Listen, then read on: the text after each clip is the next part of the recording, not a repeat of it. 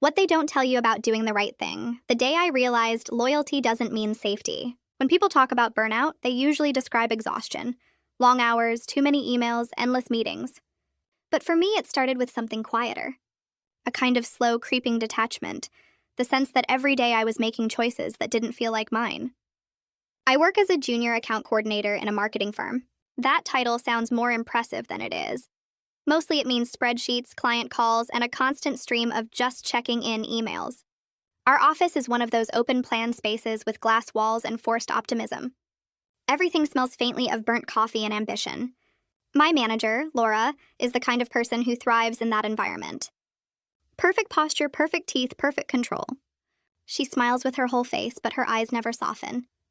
You can't tell if she's complimenting you or measuring your usefulness. For the first year, I actually liked it. I liked the structure, the performance metrics, the weekly goals, the little dopamine hit when someone said, "Good work on that client report." But lately, the job has been asking for something else. Something that doesn't show up in job descriptions. It started with a pitch. We were preparing a campaign for a healthcare startup. Affordable mental health solutions, they called it. Our job was to make them look like they cared. Problem was, they didn't. I found out by accident. An intern forwarded me the wrong spreadsheet. It showed pricing models that basically exploited low-income customers.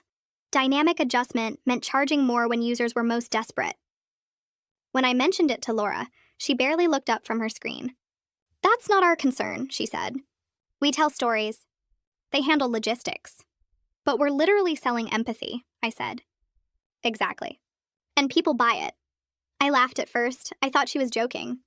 But then she closed her laptop, looked me dead in the eye, and said, "You're too idealistic, Daniel." "That's good. It means you still care. Just learn to channel that. The world doesn't reward purity." That line stuck with me. The world doesn't reward purity.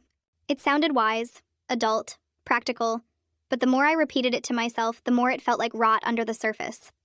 Over the next few weeks, small compromises became normal. Changing numbers in reports to match client expectations. Ignoring red flags in campaigns because the deadline's tomorrow. Framing statistics in ways that made us look ethical, as long as you didn't read too carefully.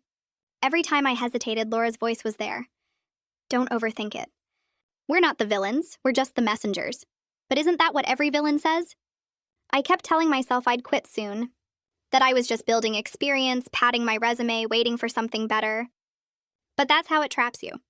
Every paycheck buys another month of silence. The worst moment came during a client meeting. They were nervous about a backlash from real therapists, said some ad copy sounded exploitative. Laura turned to me and said, "Daniel, you've been researching user responses, right? Tell them what we found." I froze. Because what we'd found was that people did feel exploited. They felt manipulated, even betrayed. But Laura had rewritten the report before the meeting, replacing exploitative with effective. So I smiled and said, "Yes, user engagement has been very strong in emotional categories. People respond positively to our message." And they nodded. And I hated myself. When the meeting ended, Laura gave me a proud pat on the back. "See, you're learning." I don't think she meant it cruelly. That's what scared me most. She genuinely believed this was how things worked. That night, I couldn't sleep. I kept replaying the meeting, the way the client smiled, the way I smiled back. I realized that what I felt wasn't guilt, it was erosion. Like every time I compromised, something essential wore away. And eventually, there wouldn't be anything left to feel guilty with. There's this thing that happens when you stop resisting. At first, it feels temporary. You tell yourself it's just for now, just this one project, just until I find something else. But soon, the boundaries blur. What once felt wrong starts to feel efficient. The more I stayed silent, the easier it got. Easier to nod when Laura twisted numbers. Easier to laugh at jokes about emotional marketing. Easier to convince myself that I wasn't responsible. I was just following direction. It wasn't that I stopped caring. It's that caring started to feel unprofessional. Around that time, we got a new intern, Maya, 21, idealistic, painfully sincere. She reminded me of how I used to be. She'd ask questions like, "But is it ethical to use fear in mental health ads?" And everyone would exchange knowing smiles. Laura would say something like, "Ethical's a luxury word, Maya. We work in persuasion, not philosophy." I caught Maya's eyes once. that look of confusion, disappointment. I wanted to tell her, "You'll get used to it," but the words caught in my throat. Because maybe you shouldn't. The turning point came one Friday evening. Laura called me into a late meeting. Just me, her, and the senior director, Martin. He was a smooth operator. Perfectly tailored suit, calm voice.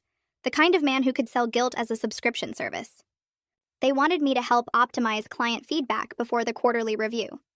Which really meant edit out the complaints, adjust satisfaction scores, make the data look directionally positive. I said, "That's not accurate."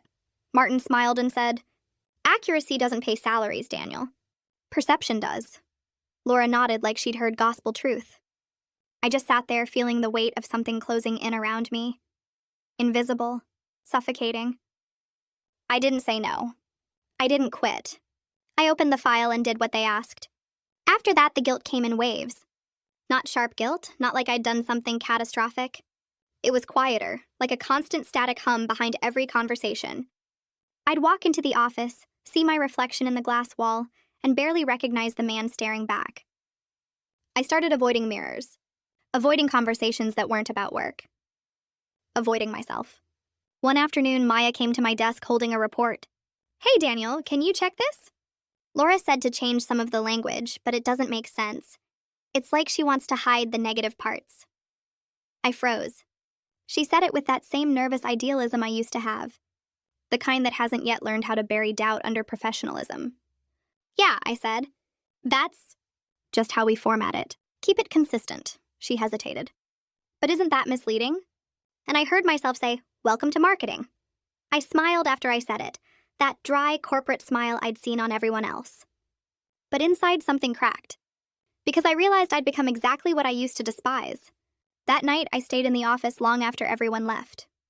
The monitors were off, the city lights reflected in the glass, the hum of the air conditioner the only sound. On my desk was the report, the same one Maya had written before I'd formatted it. I opened it and started reading. It was honest, careful, human. It didn't hide behind euphemisms. It just said the truth, and I deleted it. Because that was my job. I walked home through the cold, empty streets, and for the first time in months, I thought about quitting. Not out of courage and out of exhaustion, because I couldn't keep being someone I didn't believe in. But I didn't quit that night, or the next, or the week after that. Because the truth is, once you've been paid to lie long enough, it's hard to remember how to live without it. The next Monday, Laura called me into a quick sync. That phrase always meant trouble, a smile on the outside, knives underneath. She closed the glass door behind me and said in her warm, practiced voice, "Daniel, you've been here 3 years now. You know how things work. Martin and I trust you." My stomach sank before she even got to the point. "We're doing an internal audit next week. Just a formality. But we need to make sure the quarterly reports are consistent. Some of the new staff don't understand the nuance. You get what I mean?" I nodded automatically.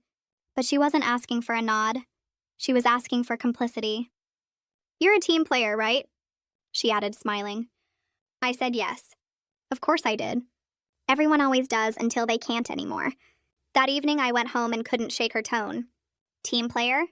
It didn't sound like trust. It sounded like surveillance. I started noticing little things I hadn't before.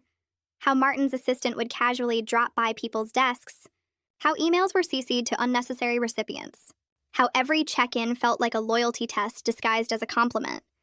The office had this energy, like a glass box filled with polite paranoia.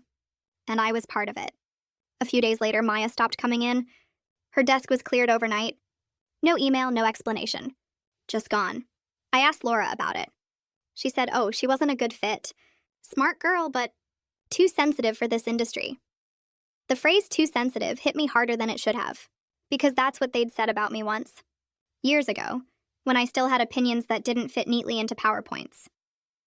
That night, Martin called me from his car. He sounded calm, too calm.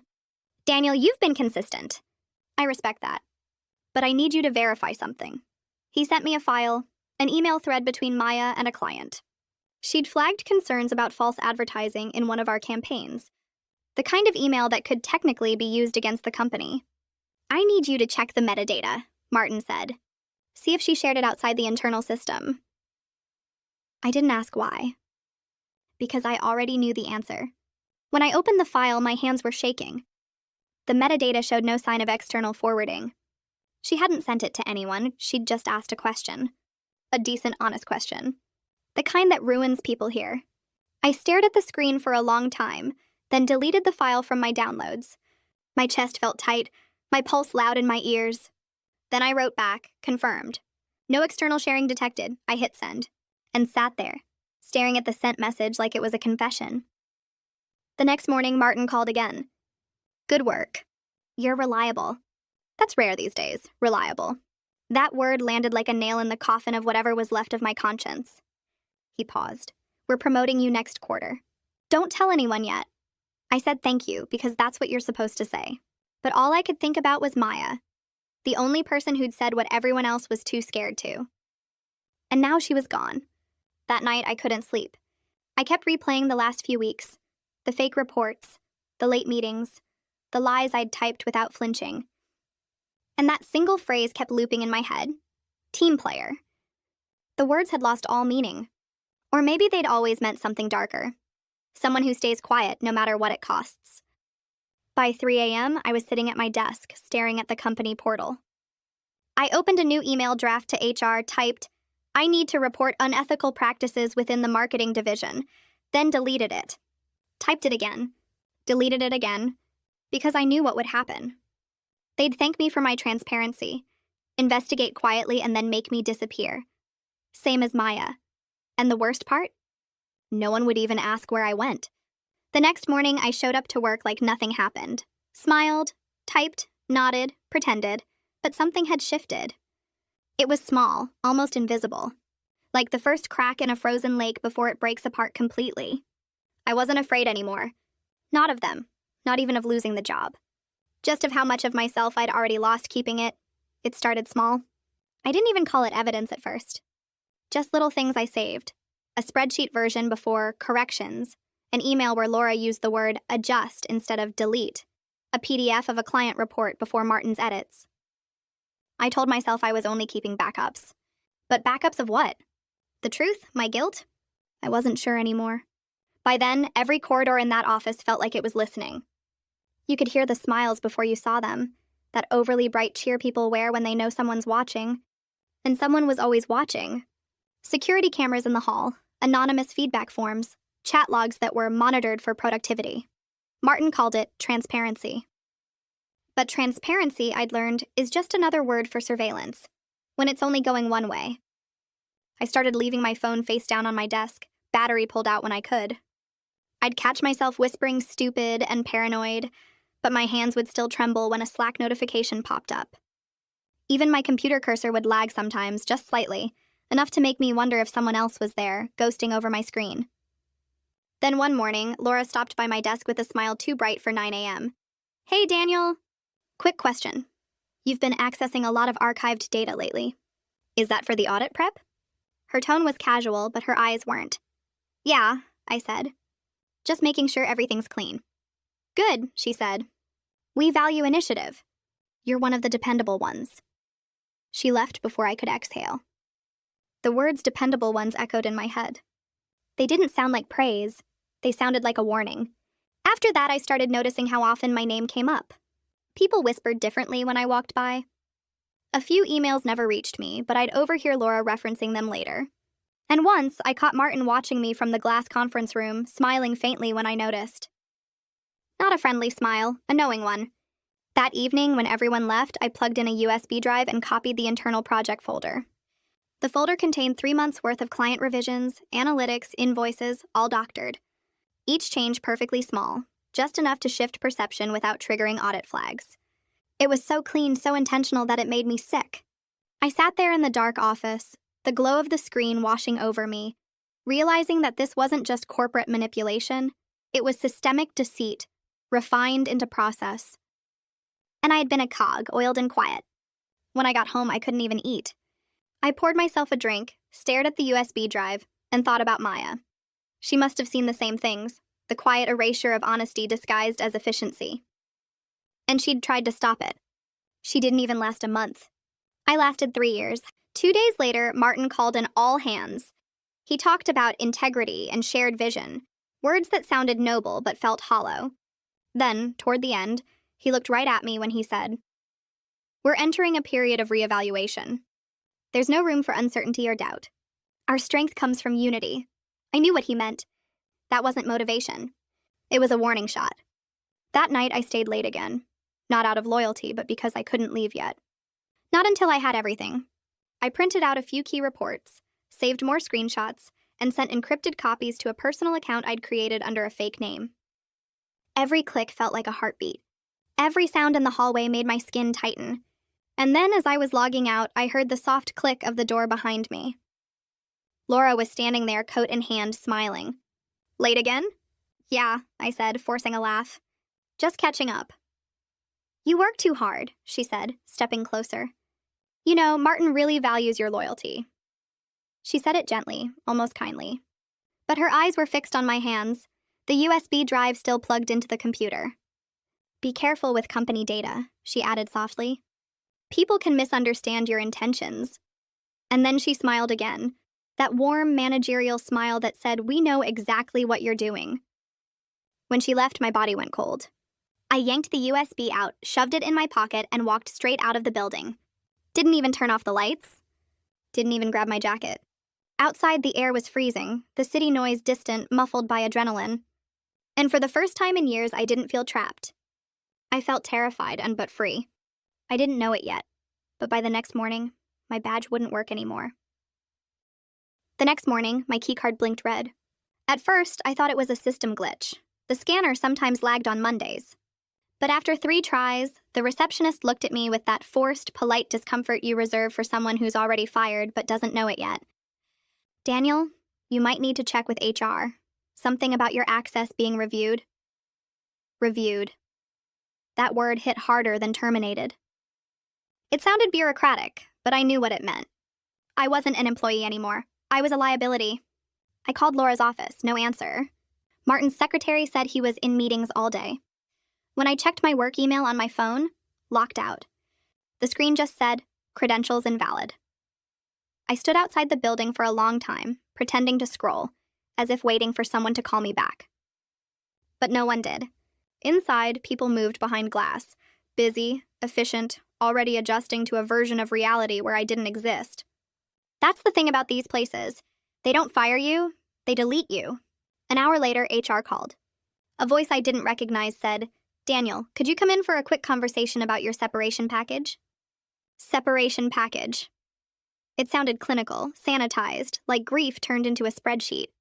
They made me sit in a beige room with no windows.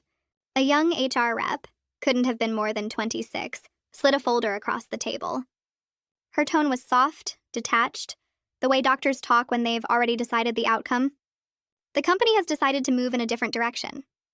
You'll receive 1 month's severance and an NDA agreement." "Why am I being let go?" I asked. "It's not about performance. It's structural. Structural. Another word that means we can't say out loud what you already know."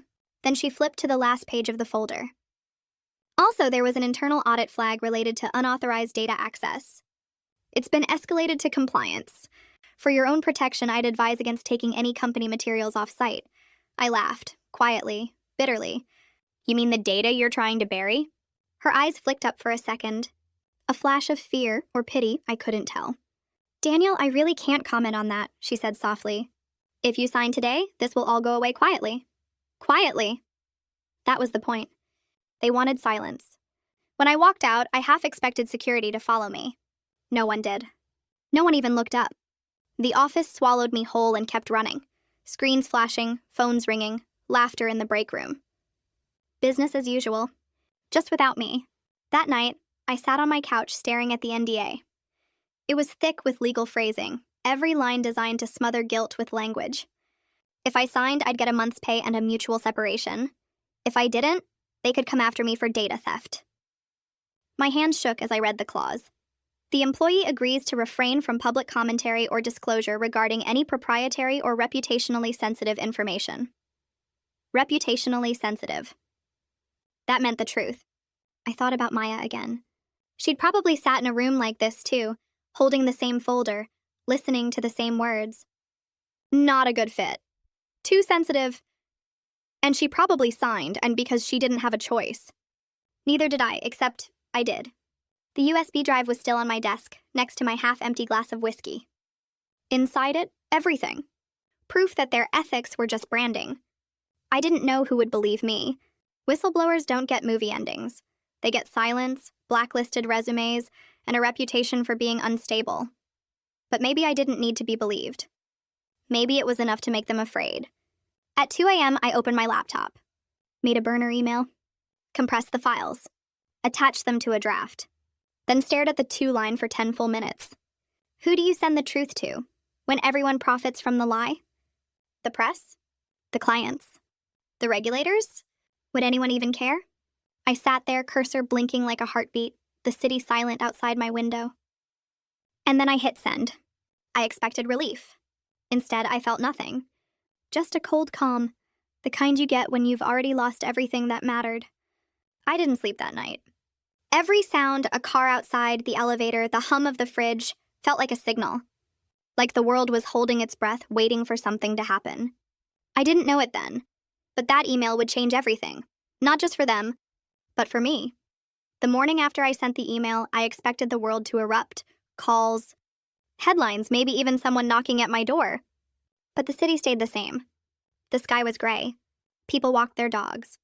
My inbox stayed empty. Nothing. It turns out when you tell the truth, it doesn't explode. It just lands somewhere quiet and waits. 3 days later, I got a message from an unknown number. You should be careful what you send from company property. People notice. No signature. No context. But I didn't need one. I deleted it immediately, but the words stuck like oil under my skin. By that night, 2 men in suits were waiting outside the entrance of my apartment building. Just standing, pretending to smoke, looking too polished for the neighborhood. When I came out the next morning, they were gone. Or maybe I just stopped seeing them. Then came the silence. Friends from the office stopped replying. My LinkedIn account got flagged for suspicious activity.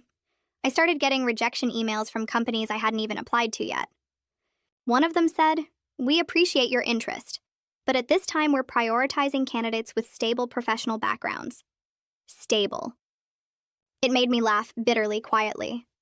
They'd erased me so cleanly, I was just a rumor now. About a week later, I saw it. A small article buried 3 pages deep on a business site. Anonymous source alleges data manipulation at marketing firm. Company denies claims. 2 paragraphs, no names, no follow-up.